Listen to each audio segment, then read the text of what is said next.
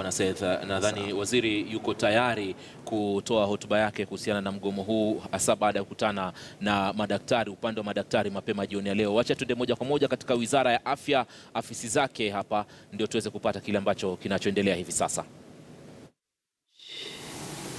Clearly, the nurses, what they are looking for, the union, is a recognition agreement as a union representing nurses employed at the county level.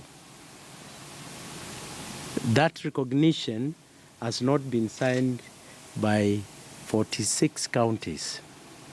And therefore, before we can talk of collective bargaining agreement, which gives terms and conditions of service, a recognition agreement is mandatory. And therefore, in absence of that, of course, even in discussions about collective CBA will not be correct, because the various counties have not recognized that. The second one is the step of going into collective bargaining agreement, which are proposals which they have given. And therefore, the view of the Council of Governors and the ministry is that first, we have recognition agreement, and second, we pursue that with the discussions on collective bargaining. Now, the issue of recognition agreement, the Council of Governors had offered the nursing union that within 7 days, that is by Friday, because the county public service boards are meeting, they can be able to execute the recognition agreement so that that recognition agreement can kick in collective bargaining agreement. And the Council of Governors had also indicated that within 4 weeks, the collective bargaining agreement, which is really a document which has to be discussed in detail, consultations have to be made across government in terms of National Treasury, in terms of SRC, finally, which has the say on salaries, have to be involved. And with all fairness, 4 weeks is not a long period to go through that process to be able to come up with a collective bargaining agreement. That was the offer which was given after hours of discussions. At that point, they asked to go and consult, and they were to come back at 6 o'clock so that we can either agree on that position or they can vary that.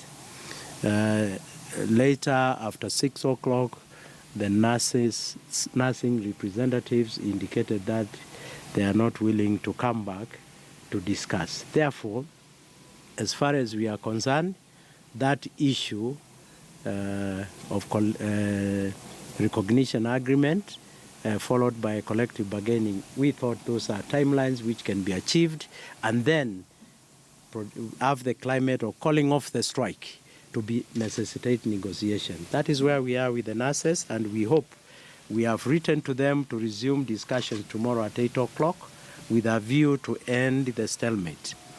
With regard to doctors, we had a meeting with them this afternoon at 5 o'clock and at 4:30 to be able, indeed, not to pursue the collective bargaining agreement, but really a return to work formula to enable discussions on the collective bargaining agreement, which they have, which was signed in 2013. And in our view, when we started negotiation, there was indication that as a union, they do not negotiate past 5 o'clock. Therefore, we were left with 30 minutes to be able to discuss a heavy matter which is affecting Kenyans. In our view, that was not appropriate, because discussions must be held in an atmosphere whereby people can engage, explore possibilities, and be able to come up with a solution to the matter at hand.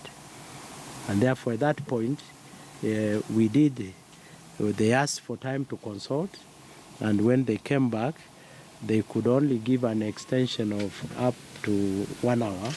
And we agreed that for purposes of doing justice to the negotiation, which is a very crucial point because Kenyans need service, we resume discussions tomorrow morning with the entire body of doctors to be able to have meaningful dialogue to have a return to work formula and come up with a framework of moving forward with the negotiation in the context of the collective bargaining agreement, which they are putting forward as a document which needs to be considered.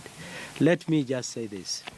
The SRC is the body which is mandated to negotiate, finally to decide whether any collective bargaining agreement within the public sector conforms to the salary structure in the public service.